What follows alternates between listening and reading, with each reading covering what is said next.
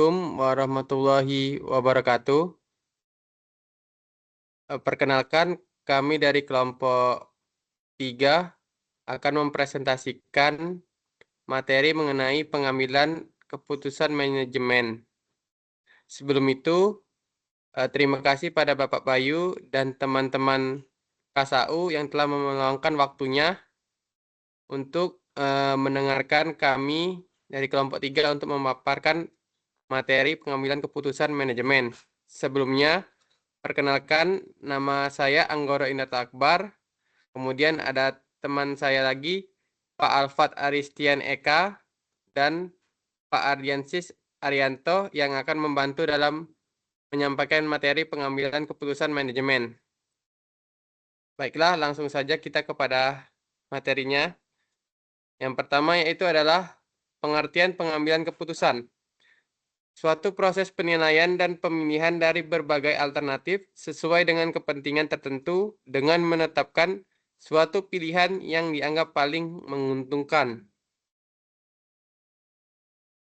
Kemudian adapun pengertian menurut para ahli, yang pertama yaitu adalah menurut McGraw dan Wilson, mendefinisikan keputusan sebagai keadaan akhir dari suatu proses yang lebih dinamis yang diberi label pengambilan keputusan. Kemudian adapun menurut Morgan dan Cerullo, mendefinisikan keputusan sebagai sebuah kesimpulan yang dicapai sesudah dilakukan pertimbangan yang terjadi setelah satu kemungkinan dipilih, sementara yang lainnya dikesampingkan. Kemudian ada jenis-jenis keputusan manajemen. Yang pertama yaitu adalah keputusan terprogram. Keputusan terprogram adalah keputusan yang terstruktur atau yang muncul secara berulang-ulang. Kemudian ada yang kedua yaitu adalah keputusan tidak terprogram. Keputusan dikatakan tidak terprogram apabila keputusan itu baru pertama kali muncul dan tidak tersusun atau unstructured. Selanjutnya akan dijelaskan oleh Pak Alfat. Kepada Pak Alfat dipersilakan.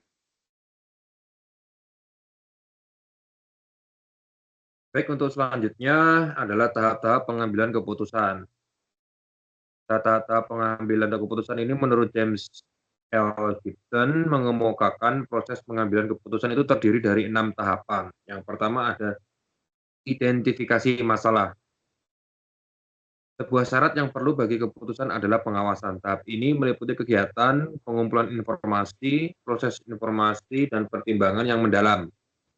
Indikator yang dapat membantu dalam melihat permasalahan organisasi yaitu yang pertama, penyimpangan kinerja.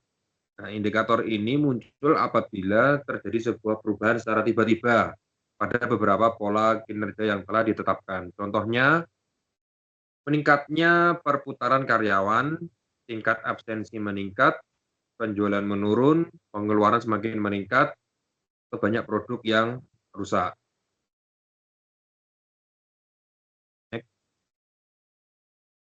Yang berikutnya, masukan atau kritikan orang lain. Berbagai tindakan orang di luar organisasi dapat menjadi petunjuk adanya masalah. Misal, pelanggan yang tidak puas, serikat buruh yang memberikan keluhan. Dari segi lingkungan, juga dapat memberikan informasi masalah melalui berbagai cara. Misal, pesaing yang sukses dalam meluncurkan produk baru menjadi pesaing produk organisasi yang akhirnya dapat muncul suatu masalah.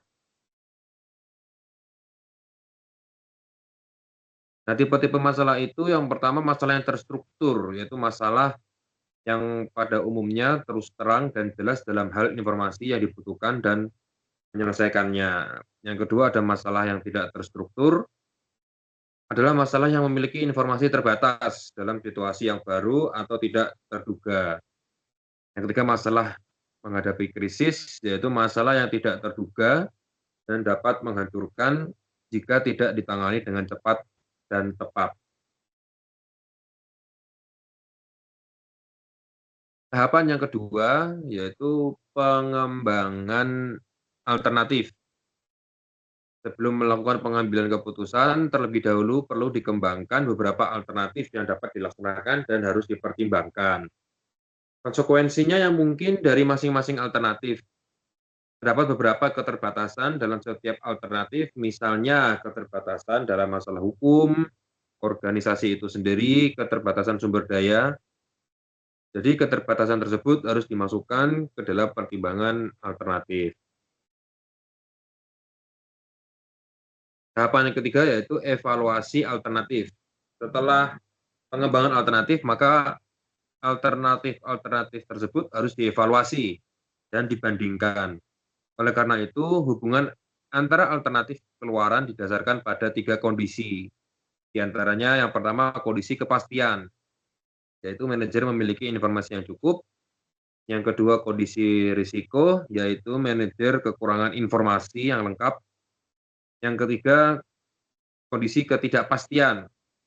Ketidakpastian ini mendorong para manajer untuk melaksanakan kreativitas atau improvisasi ya dalam pemecahan masalah.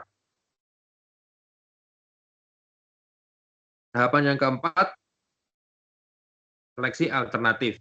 Seleksi alternatif terbaik di antara alternatif-alternatif yang telah ditemukan tadi, yang telah dinilai dan dievaluasi. Tujuan pemilihan alternatif adalah memecahkan masalah agar dapat mencapai tujuan dan sasaran yang telah ditentukan sebelumnya. Tahapan yang kelima, implementasi keputusan.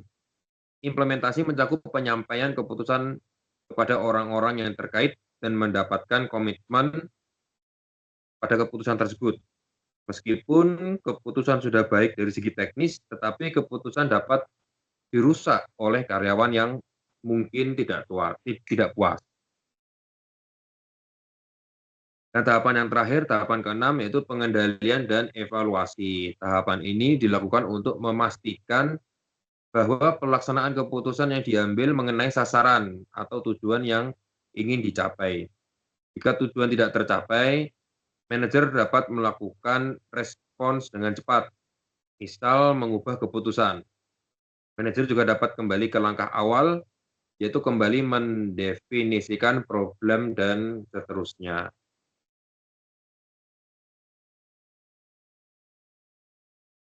Untuk bab berikutnya akan dijelaskan oleh Mas Ardiansyah. Silakan, Mas.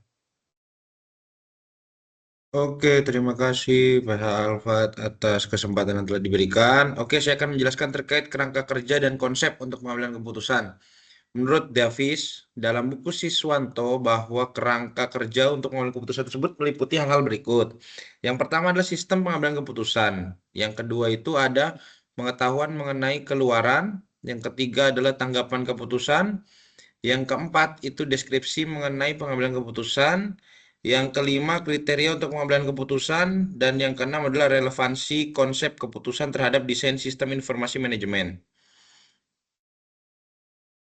Nah, yang pertama itu kan ada tadi sistem pengambilan keputusan. Nah, itu kayak suatu cara atau prosedur tertentu ketika suatu keputusan diambil oleh pembuatnya, manajer ya, yang dilakukan secara terbuka tertutup.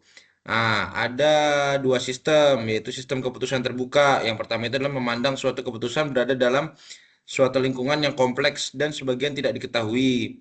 Keputusan lebih banyak dipengaruhi lingkungan dan lingkungan lebih banyak dipengaruhi keputusan. Contohnya kayak kenaikan harga produk.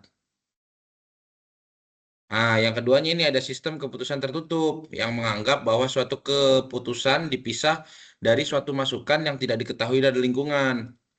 Manajer mengetahui seluruh alternatif dan keluarannya. Contoh itu kayak sistem absensi karyawan. Nah, yang kedua ada kerangka kerjanya itu adalah pengetahuan mengenai keluaran, yaitu adalah menentukan mengenai hal-hal yang akan terjadi jika suatu arah tindakan sudah ditentukan.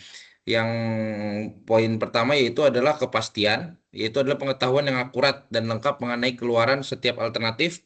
Biasanya untuk satu alternatif hanya ada satu keluaran.